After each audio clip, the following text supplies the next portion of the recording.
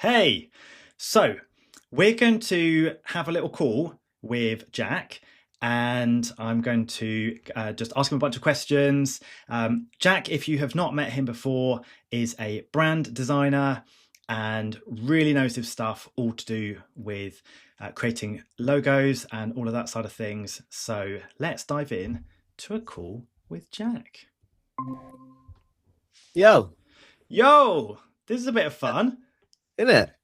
I love doing these, mate. It's good to see you. Absolutely. So I've got a bunch of questions that I thought would be nice and fun to go through, and just to pick your brains as to the world and the experience that you get up to. Because for us, building websites doesn't necessarily give us the sort of information or knowledge that someone from your side does. But Yeah. before we dive into a few questions, I'd love for you just to tell people a little bit about yourself. Yeah, I'll do my best. I actually don't have an elevator pitch, but I absolutely should.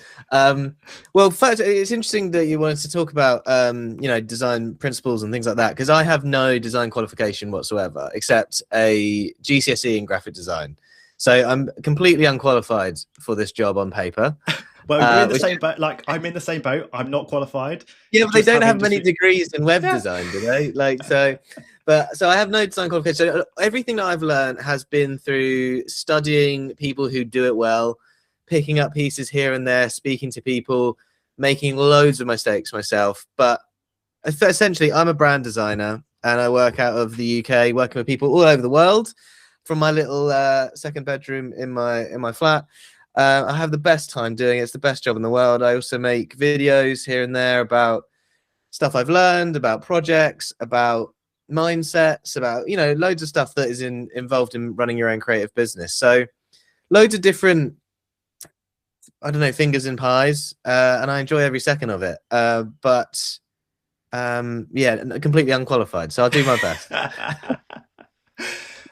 So my first question is around core principles of design, things like hierarchy, contrast itself, looking at space, whether it's some negative space in an image or it's just space and layout. And so I'm wondering, in a single sentence, about describing to somebody who's this is brand new to them, yeah, how would you describe it? Yeah, this is an absolute stinker of a first question, but trying to distill these quite nuanced topics into one sentence is going to be challenging. But I have made some notes on this question specifically because I'm trying to be succinct. So hierarchy largely is about the order that you want information to be received. So once you have that order designed to facilitate that delivery of a message. So if there is something that is really important, maybe that's the first thing that needs to be seen, and trickles down into things that are maybe less so important, like CTAs and stuff like that. That was already 2 sentences, so that was bad for hierarchy. Okay, contrast. So without contrast, everything blends in. So again, contrast is really helpful to maybe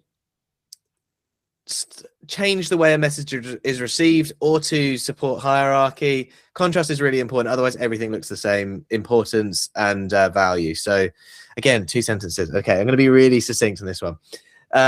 Space. You need to be as intentional with negative space as you are with positive space. Semicolon. Negative space isn't empty, comma, it guides the reader's eye. That'll do. Yeah. That was 1 sentence. That was 1 sentence. That's nice.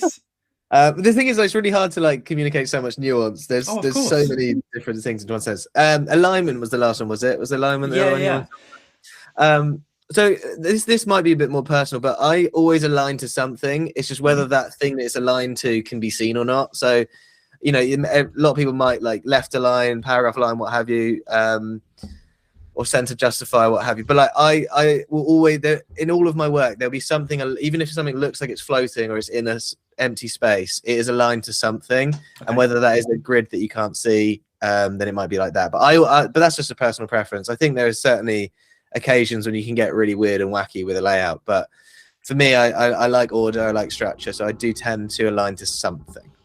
Nice. So then, in terms of like describing about like the almost like the loudest thing on the page, or how to defend the negative space, or the bits that are that breathing room that is there, whether that is in like a logo, or whether that's in some other piece of like creativity. I liked the logo that you did like recently with the little Easter eggs in, that there's kind of on purpose, there is those gaps, and there are those like extra space added, whether it's between text or whether it's between the item itself. But yeah, like, what are those sorts of little details that people almost you can like help to give them some information, or like fill it in for them? Yeah, well, I like to be thoughtful with every single decision that I make design wise, and I think it is largely because if I get asked about it on a presentation, I need to have a good reason. So for example, I think in the one that you're referring to, it was a word mark that had a certain degree of italicization to the mark, and so you could just you could come up with the idea that like the italic version of the letter forms communicates movement. Great, that aligns to the kind of central concept of the brand, right? Is that they were an athletic brand, so that makes sense. But like, how can you add more thought and reason into it? Because you could change the degree of slant by, you know, X amount of degrees. Why have you picked 25 degrees, or why have you picked 10 degrees?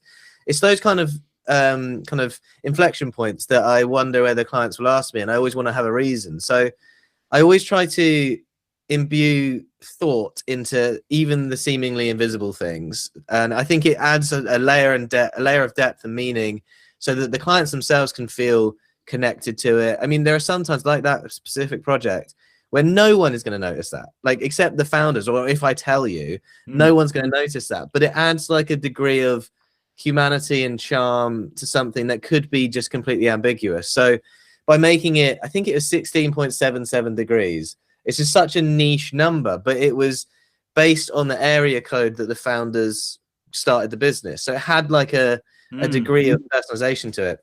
So I always just try to, where can I add thought and intention where other people might overlook? And I think that is what makes some of my projects really resonate with my clients, is that he's thought about that as well. It's something that we didn't even think about, and it just shows like a degree of care as well. So has that answered your question? I kind of went on a tangent. It has. No, it's great. And that sort of thought is so nice, especially in like the AI world that we are in, where just everything either looks really samey, or there's no degree of like personal thought, or just even just personality added in there as well.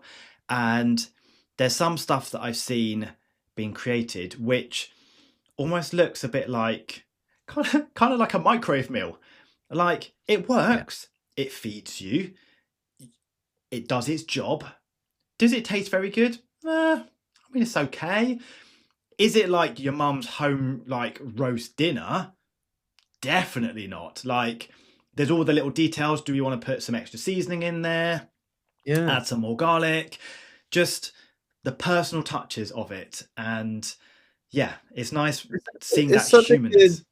Yeah, it's such a good analogy, that, because that's kind of what AI is like to the design world, at least for now, is like a microwave meal, because microwave meals exist alongside Michelin star restaurants, and people still go to those. Why do they go to those? Because it's service, it's quality, it's all of those little hidden bits that you haven't considered that a microwave meal won't address. So yeah, it's a really good analogy. Yeah, it is, and I love that. I think that it does add depth to things, and I think as you say, in this world of AI and slop and all of that rubbish, some kind of depth and humanity to work is what really connects people together, I think. So yeah, I agree. Nice. Talking of those things that like people never notice, so we touched upon that logo where you've got like 16.67 degrees of that. But like, talk me through how you might like actually design a logo and what's going through your head, what's some of those details. I know that you start with sketching. It's like, right, let's start with a sketch, let's get all the ideas out. But yeah, talk me through like what's going through your head on that. And also some of the, like, are there any other things where you could describe like, this is almost what someone doesn't notice until I go and mention it, and they're like, ah, okay, there's some more like layers to it. Yeah, no, absolutely. I think I'm not sure. I still haven't worked out the most succinct way to say this, but essentially, kind of like good design kind of passes you by, and you will only notice it when it's bad. And that it's more so for, I suppose, like more functional graphic design, like signage and things like that. But it does definitely apply to brand design as well. But first and foremost, before I even get to the sketching phase, there's strategy. It'd be the same way that when you're designing web design, you know, you're understanding what are we trying to achieve first, so that we are able to narrow our focus on what this will end up looking like. So depending on the level of engagement that I have with my client, it might be a more comprehensive full brand design, brand identity design with verbal identity and stuff like that, or it might be just a logo. But either way, I'm always starting with strategy, and that is understanding what we're trying to achieve, who we're trying to talk to, what do we deliver to these people, what vibe do we want these people to feel when we engage with them. And so then, like, by asking all of these questions and understanding what the real role I'm trying to have here in this project, I'm able to then make a lot of design decisions much quicker, because I'm trying to communicate. Maybe it's like a hyper minimalist trust infused bank, or it's like a really playful donut shop or something like that. Like they all communicate very different things. So it all starts with there. Then I do go into sketching, and the trouble I find, I wonder if I don't know what your workflow is like, but I wonder if you relate to it as a web designer. I spend almost all of my time being wrong, and sometimes that it can be really deflating, because it's just idea after idea after idea. It doesn't work, fail, generic, boring, too far this way, too far that way. And so a lot of my time I'm spent like head in hands, like, oh, I haven't got it. Have I not cracked it yet? But you know, there sometimes I think the most sketches I've done on one project is like nearly 1,000. Like sometimes it takes a long time, and sometimes it's much quicker than others. There's a project I finished the other day in about like 20 hours, which is like really quick. But sometimes it almost feels like some sort of divine intervention has gone on and by the logo gods. But yeah, so sketching can vary in length, but I will always know when I've got it and when I don't have it. And sometimes, you know, when you're really in the weeds of it, you start to convince yourself like, actually, no, maybe that idea that I discarded back then is actually okay. And you're like, no, you've got to be really like tight. Yeah. So then once I got into sketching, I will usually have the idea in the sketchbook, and then it's about refining, tweaking, playing with typography and things like that in the programs. And then I don't design in color until the very last minute. I keep color as far away as possible, so that I can just evaluate form and value. And so that, because I absolutely believe that if a logo doesn't work in black and white, it doesn't work in color. And color is so persuasive, it's so manipulative on how we see relationships between shapes and sizes. So black and white first, and then I bring in color, and then I start building out the brand from there. I always start with a logo when I'm building a brand. I think having that through story from the first engagement from a logo, and like maybe it's a shared angle or a shared rounded corner or a shared, I don't know, angle of or slant of a line, like having that through story that goes from the logo, the first interaction, through to invoices and, you know, whatever product or service they deliver. It just really creates this world that people can step into and feel like part of that client. So then, you know, then comes presentation and any amends and stuff like that, and we wrap up. But I think I'm wondering if this kind of answers your second part of the question of like things that maybe people overlook. And I think that there are certainly like trends and tropes of graphic design that are well trodden, but there are some that are really, really simple and may become second nature to myself and other designers out in the world. But then there may be people that don't really realize it. And it's things like, to me, that seem quite simple, but like, I'm not trying to say that arrogant, but it's just I've had my head in it for so long. But like, it's things like a rounded corner is soft, it's friendly. And like that may seem like I don't know, like an alien concept, but like if something is really a real harsh point to something, it communicates more like precision and accuracy and strength, whereas rounded globular shapes feel much more freeform and like childish or immature. So there's all of these like different techniques that you can lean into to communicate that strategic insight from the beginning, and then trying to do it in a way that is unique, speaks true to the client, and communicates to the audience. So, but then, you know, there's loads of nuance in it, and you know, as I say, I spend most of my time being wrong, and then eventually towards the end, hopefully most of the time we get there. But it's just such a fun, beautiful process. When you get that idea, it is just the best feeling I've ever had. Every single time, it's just so good. So, here's a little follow-on question that has just come to my mind. So, whether someone was designing like the Google logo that's got color in it, or even just sitting over your shoulder, the Castrol logo, it's got color in it. And so how would you design something like that in like a monochrome style, or would you show it with the color but with a neutral black background, white background? I see. Yeah. So no, so I'll always like do the actual design work in black and white. So that's like literally like typography, form, shape, those corners and stuff like that. So that would be that would start life black and white for me. Okay. And then I would start playing with color. But in terms of presenting it to the client, my whole like philosophy with my clients is I want them to feel like they were standing over my shoulder watching every single bit of the process. So I always relay stuff chronologically. I show them sketches. I show them stuff that didn't work. I show them stuff that did work. And then I will show them in black and white initially. And again, it's that the point being that I want them to evaluate the form. I want us to critique the logo. I'm not trying to persuade you with color. So it will start with black and white in the presentation. Then I'll start introducing type and color.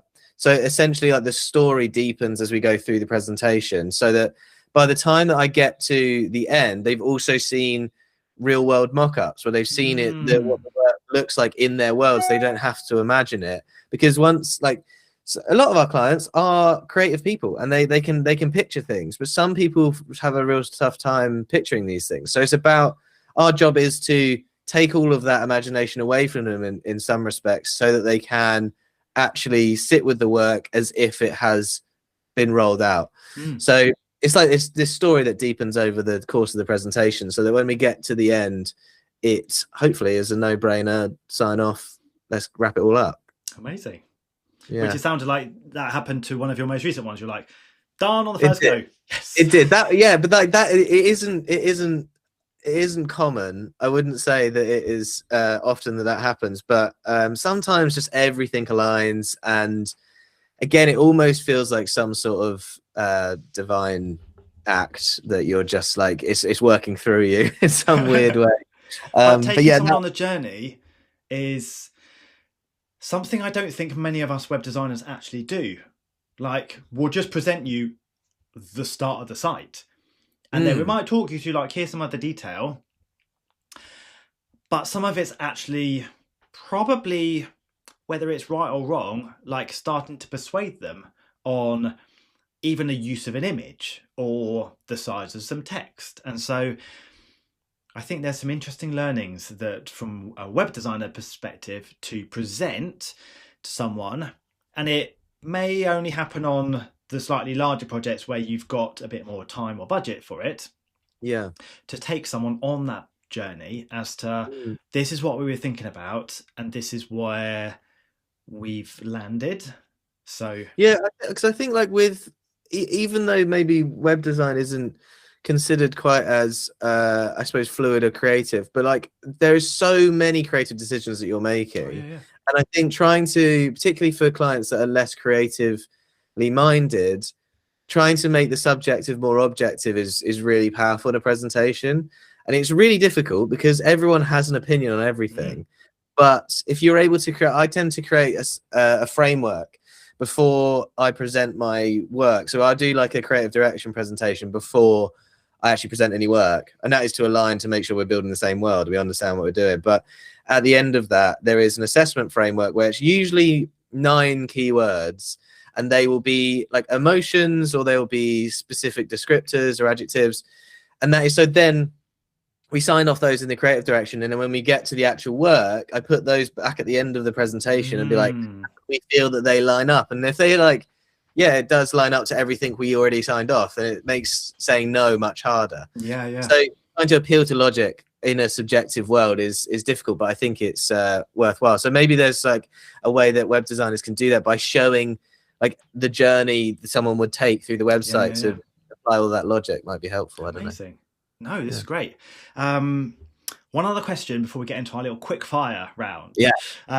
So web designers tend to think about like obvious things. We touched upon this a bit earlier, like letter height, letter spacing, line height, font pairing.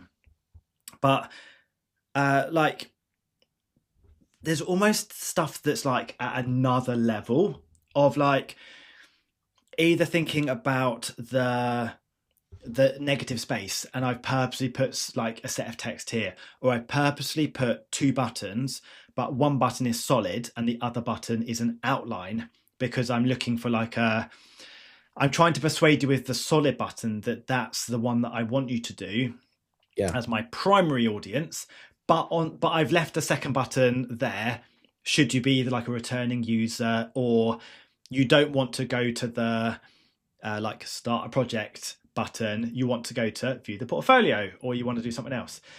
So are there things like that you're almost like do or like thinking about? Yes and no. So like that example certainly sits more within like a UX UI world, but there are certainly decisions like that. I mean, I don't tend to get too in the weeds with web design. I mean, as everyone else, I've got an opinion. I like to think about, I do think about how my brand design work will be applied to web, but so there will be instances where this needs X amount of breathing room or what have you. And again, it's all about coming back to that strategy. Like, what is that central concept towards the whole brand? What is something that we can say as a brand that no one else can?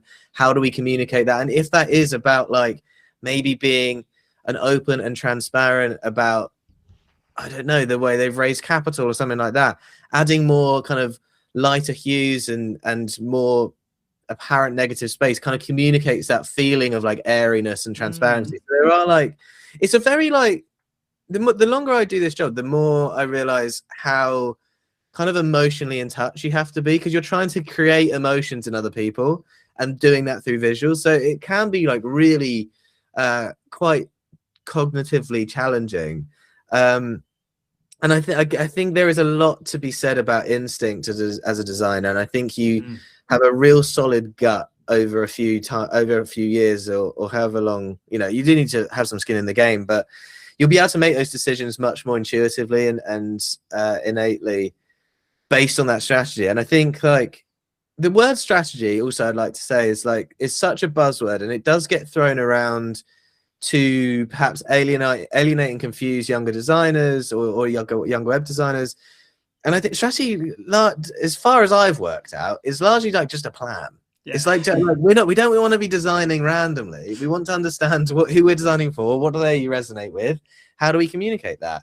So once you have that plan, a lot of the design decisions are kind of are much easier to make, and you're able to make decisions like negative space or typography or color palettes, or like you say, like different states for hover states and things like that. Like all of those decisions should hopefully trickle down from the strategy. But as I say, there's a lot of UX UI stuff which I'm too scared to dip my toes into. But yeah, I think hopefully there's something in that. I can't really remember what I've said. No, this is brilliant. Right, we're going to do quick fire questions. All right, let's do it. Let's go. Serif or sans serif? At the moment, serif. Most overused font right now? I hate Poppins, so we'll go with Poppins. Yeah. A font you'd never get tired of using? Well, my brand typeface is called Basic Sans, so I suppose that one. Or I've always got a soft spot for mono weight typefaces. I just love the like industrial techie feel to them. So maybe some mono stuff. I love that. Nice. Best logo of all time? I mean, we could be here for ages. I'll cover my ass and I'll just say anything from Smith and Diction. They're my favorite agency. Anything that they do is award winning and the best in the world. So we'll tick and done. Yeah. Me, I think, and I'm not supposed to be answering the questions. It's you answering the questions. For me, I think like the Nike logo is one of those which is like you could have pared it back from having Nike written at the bottom to just the tick. But yeah, I think the person, I don't know if you know the story behind it, and I'm making it up of, didn't the person charge like £100 for the logo or something like that? I think it was less than that, you know. I think it was like $20 or something like that. I think I believe it was a lady, and I think she got shares in the company afterwards. But I think what is interesting about like when people, yourself included, talk about favorite logos, and I think, you know, you're an active person, so I understand like why, like, you know, Nike has a resonance to you. But fundamentally, like it is beautiful, it is fantastic, it has so much meaning to it now. But that's the thing about logo design, is that off the cuff, like once it's just been designed, it means nothing really. And they are vessels for meaning, and they become more impactful, more meaningful over time. And so Nike, whilst it is elegant and it really communicates energy in this movement, it has only become like more iconic over billions of pounds of marketing spend. So it has become more iconic, but it is a fantastic design, man. I mean, you know, all of them, Apple, Target, like all of these just like titans of industry. Absolutely. The marks become iconic over time. But yeah, I love it. Yeah, I can't fault you on Nike. Worst design trend over the last couple of years? Well, there's one that I actually partook in, which I regret, but it was over exaggerated inkwells, which is like, you know, where, for example, in like a K letter, like where those stanchions kind of meet. And so based back in the day when you had letterpresses, you would take a cutout of that shape so that the ink wouldn't build up in that corner. And so you had to create these inkwells to kind of make sure that the letter still looked legible. But then that kind of transcended into the digital world, and then people started getting really wacky with it, with some display typography with really exaggerated inkwells. Obviously has no literal purpose being on a screen, but it just became like this trend for such a hot minute, for like 6 months or something. And back then I think my logo, my wordmark logo, had these exaggerated inkwells in, and I changed it back. I didn't like it. So yeah, I feel embarrassed by that one. But I think just trends naturally live and die, and sometimes they're cool, sometimes they're not. But yeah, you know, yeah. I still have mixed feelings on this like glass morphism. Like I still don't know whether I actually like it. It's growing on me. But if it disappeared tomorrow, would I really care? No, I don't think so. I mean, I don't really like iOS at the moment. It's quite clunky in places, and it's not as intuitive as it used to be. But yeah, I'm on the fence with it as well. But when you've got so much kind of design chops as Apple do, I mean, they decide that this is a trend now, like it will last a while. So get used to it, I think. It's like, oh, okay. Although I do like the depth of field that it kind of gives you, so I'm kind of on board for that. Black on white or white on black? Well, it goes against like my website, but I'm actually white on black. I think things look so much more moody and cool on white on black. But and that's the reason why my website is light in nature, is because most agencies and designers are white on black. So I tried to zig while others zagged. But a personal preference, yeah, white on black just looks the yummiest. Yeah. Nice. And a design tool that you couldn't live without. Not to sound like a bit of a wanker, but like pencil and paper, really. Like I know it sounds like I'm genuinely so pleased you said that. It's like, yeah, it's in touch with just old school. yeah. I think also like it's classic for a reason. I mean, I just feel so much freer to, like, you know, all of these tools are great and you can create anything that you can sketch in these tools, but like I can do it way quicker with a pencil and paper, and I can just like flesh an idea out and be like, oh, that actually stinks, move on. Yeah. So yeah, pencil and paper, man. It's where it all starts. So and yeah, that rather than like an Apple Pencil to sketch. So sometimes. So it really depends what I'm working on. If I like symmetry is really important between like, I don't know, either side. I might jump on the iPad for that. Sometimes also for certain textures with certain brushes, I will. But if it is like just about idea generation, it's always pencil and paper. And then if I want to like get more accurate, it'll be iPad. Yeah. Nice. Well, this has been a fun like set of questions, and I'd love to like give you the opportunity to, because you've got a few things that might be of interest for people to come and purchase. Well, hopefully, no pressure. But yeah, so throughout my brand design journey, as I said at the start, like completely unqualified. So I've done it all through my own learnings and failures. And throughout that time, I've like created and refined processes over the course of about 5 years now. And so all of the stuff that I use to present to clients, like that story that we've spoken about earlier, and how to like win pitches and how to then present the actual work, how to package everything up in brand guidelines, and all of the different tools that you need as a studio of one or a studio of few need to convert and to deliver for clients. I created all of these different tools for. So they're all based in Illustrator, InDesign, and Figma. So you can, whatever your heart desires, you'll find what software for you. But it's everything I've learned into these tools and templates. So they may be useful to people. If they're not, no worries at all. But if you want to check them out, it's www.chitt.co/shop if you want to get in there. But you'll be able to find it. But yeah, if it's for you, cool. If you have any questions about it, ask me. I'll get back to you. So yeah, thanks, man. Thank you also for having me on. It's been lovely to chat with you, as always. So appreciate it, man. Thank you. Cool. All right. See ya. See ya.